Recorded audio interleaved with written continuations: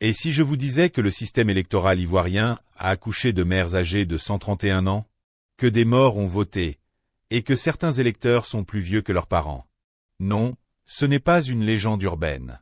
C'est ce que révèlent les listes électorales de la Côte d'Ivoire, un document officiel qui fait aujourd'hui trembler tout un régime.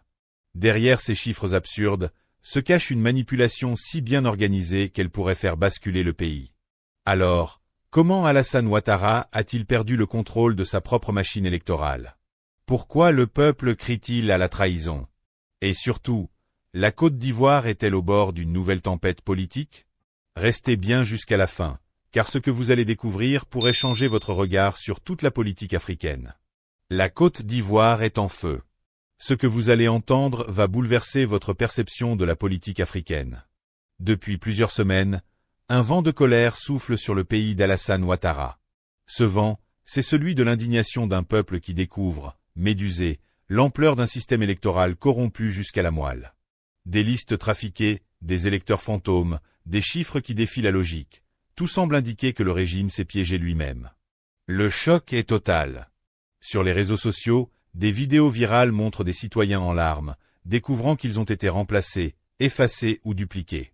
Certains villages affichent des taux de participation de plus de 120%, des localités entières votent avant même l'ouverture officielle des bureaux. Ce qui se passe dépasse l'entendement. Le peuple crie à la trahison.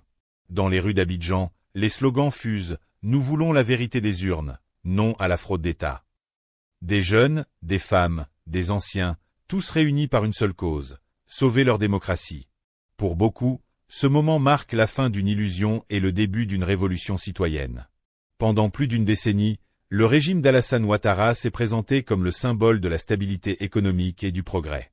Pourtant, derrière les tours modernes d'Abidjan, une autre réalité s'est lentement installée, celle d'un pouvoir autoritaire, concentré entre les mains d'un petit cercle. Les promesses de réconciliation nationale, de justice et de transparence se sont dissipées dans le vent. Aujourd'hui, le masque tombe. Le peuple découvre les fissures d'un système miné par les trahisons internes, les alliances de circonstances et les querelles de clans. Les cadres du parti au pouvoir eux-mêmes semblent divisés. Certains murmurent qu'ils ne reconnaissent plus le projet pour lequel ils s'étaient engagés. Les opposants, de leur côté, dénoncent une confiscation de la souveraineté populaire. L'image d'un président maître de la situation s'effrite jour après jour. Les contradictions explosent au grand jour. Discours de démocratie d'un côté, répression et manipulation de l'autre. Pour beaucoup d'Ivoiriens, le pouvoir actuel ne gouverne plus par adhésion, mais par peur. Et c'est justement cette peur qui devient, peu à peu, le moteur de la contestation. Ce qui distingue cette élection des précédentes, c'est l'évidence des irrégularités. La fraude n'est plus dissimulée, elle est affichée, presque assumée. Les citoyens découvrent des anomalies si grotesques qu'elles prêtent à rire. Si la situation n'était pas aussi grave. Des électeurs nés en 1890, encore inscrits sur les listes. Des femmes âgées de 130 ans déclarées enceintes. Des taux de participation dépassant les 5%. On a même recensé des villages où le nombre de votants dépasse le nombre total d'habitants. Pour la première fois, les preuves ne viennent pas de rumeurs, mais de documents officiels publiés par les autorités elles-mêmes. Des journalistes indépendants, des informaticiens, des avocats analysent les données et concluent. Ce n'est pas une élection, c'est une opération de falsification massive. Derrière cette machination, on retrouve une structure parfaitement organisée. Des agents électoraux corrompus, des bases de données modifiées, des transferts d'électeurs orchestrés depuis l'étranger. La fraude, ici, n'est pas une rumeur, c'est un système. Prenons quelques exemples précis. À Divo, un homme du nom de Gourde Justine Jaori est enregistré avec une mère née en 1852. Elle aurait donc accouché à l'âge de 131 ans. Un record mondial, selon toute logique médicale. Dans un autre cas, à Boaké, une jeune femme nommée Apo Géraldine Yavou aurait vu le jour alors que sa mère avait 90 ans. Ces aberrations se comptent par dizaines de milliers. Les opposants rient jaune, les morts votent mieux que les vivants. Sur les réseaux, des internautes lancent des hashtags ironiques, hashtag élection miracle, hashtag mamie vote encore. Mais derrière cette ironie se cache une colère immense. Ces manipulations ne sont pas des erreurs administratives, elles traduisent une volonté politique. Des informaticiens témoignent anonymement, on nous a demandé de gonfler les listes. d'ajouter des noms, de déplacer des électeurs dans des zones favorables. Ces révélations jettent un froid dans l'opinion publique. L'administration électorale, incapable de se défendre, parle de bugs informatiques. Mais pour la majorité, le doute n'est plus permis. Le régime a triché, et cette fois, il a été pris la main dans le sac. La rue s'enflamme. À Abidjan, Bouaké, Yamoussoukro, Daloa, Korogo, partout, la colère gronde. Les citoyens se lèvent pacifiquement, brandissant des pancartes et criant « On ne se laissera plus voler ». Les étudiants, les syndicats, les femmes du marché, les transporteurs, tous unis comme jamais auparavant. Les réseaux sociaux deviennent la nouvelle arme du peuple. Des milliers de vidéos circulent, des lives Facebook et TikTok montrent en direct les manifestations. Les journalistes indépendants documentent chaque injustice. Ce mouvement dépasse les clivages politiques. Ce n'est plus une question de parti, c'est une question de dignité nationale. Les jeunes, notamment, se sentent trahis par un système qui leur promettait un avenir, mais ne leur offre que chômage et corruption. Pour eux, la lutte pour des élections justes est aussi une lutte pour leur survie. Cette mobilisation massive, spontanée et déterminée, effraie le pouvoir, qui ne s'y attendait pas. Une chose est sûre, le peuple ivoirien vient de franchir un point de non-retour. Face à cette vague de colère populaire, le régime réagit avec brutalité. Des barrages surgissent dans les rues, les forces de l'ordre sont déployées en masse, les leaders d'opinion sont traqués. Internet, principal outil de communication du mouvement, subit des coupures ciblées. Mais malgré les intimidations, la résistance s'organise. Des jeunes journalistes, des activistes, des blogueurs continuent à relayer les informations en contournant la censure. Des vidéos filmées en cachette témoignent des arrestations arbitraires et des violences policières. Les manifestants, souvent désarmés, font face à des forces lourdement équipées. Pourtant, la peur semble avoir changé de camp.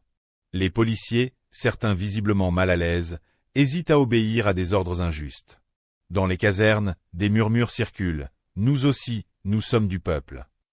Les leaders de l'opposition, malgré les risques, appellent au calme et à la vigilance.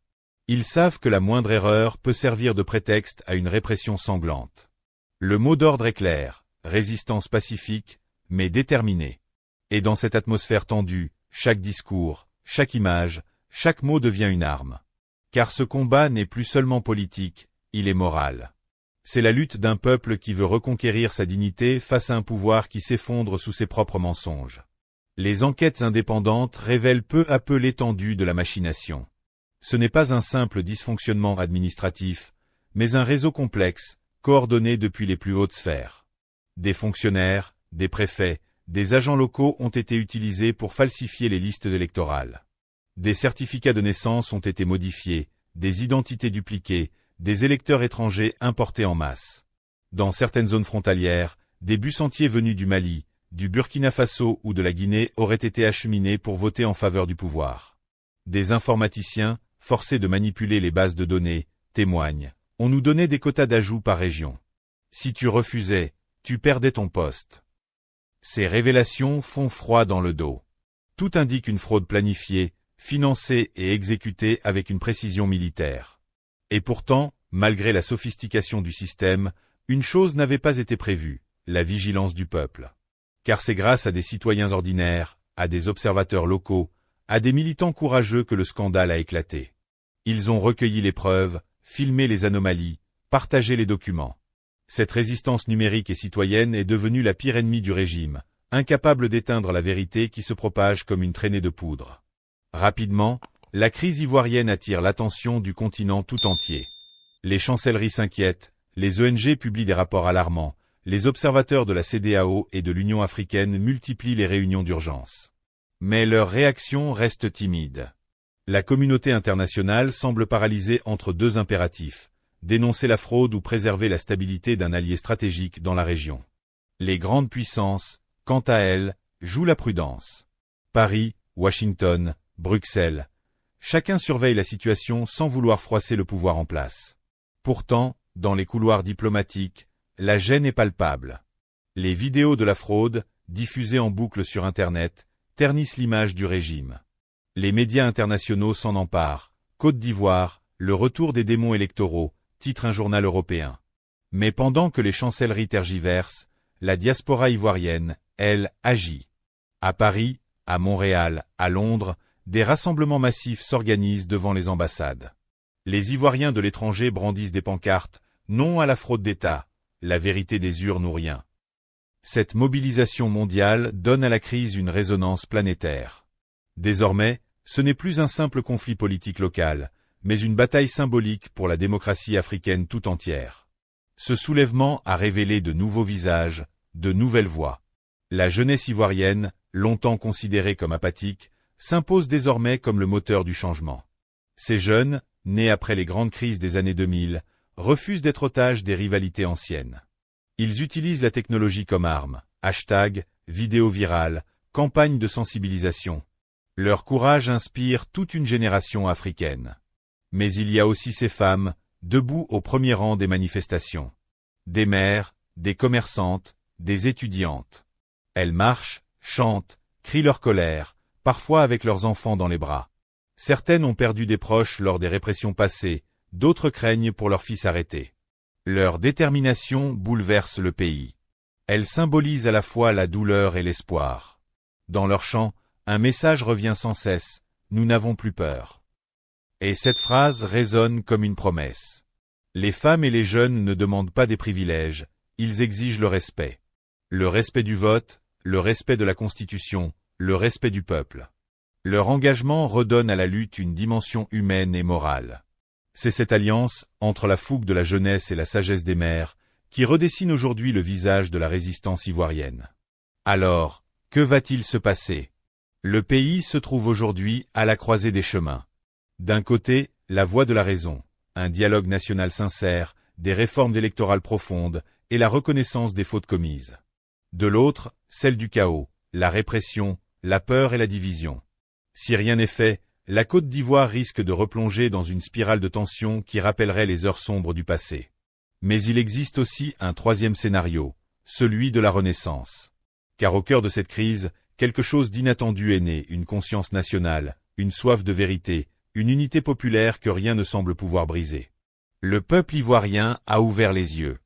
Il a compris que le pouvoir appartient à ceux qui se lèvent, qui parlent, qui refusent. Cette prise de conscience est irréversible. Le monde entier regarde la Côte d'Ivoire. Et ce que l'histoire retiendra, ce n'est pas seulement la fraude, mais la réaction du peuple. Un peuple debout, fier, et déterminé à reprendre le contrôle de son destin.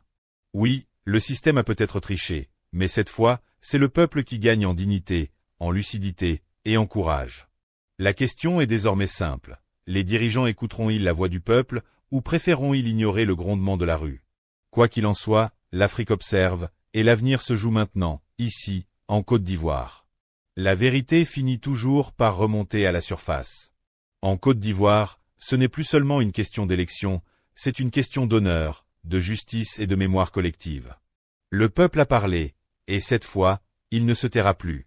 Ce combat n'est pas celui d'un parti, ni d'un homme, mais celui d'une nation qui refuse d'être volée. Et si le pouvoir ne comprend pas ce message, alors l'histoire, elle, s'en chargera. Parce qu'aucune fraude, aucune manipulation, aucune peur, ne peut éteindre la lumière d'un peuple éveillé.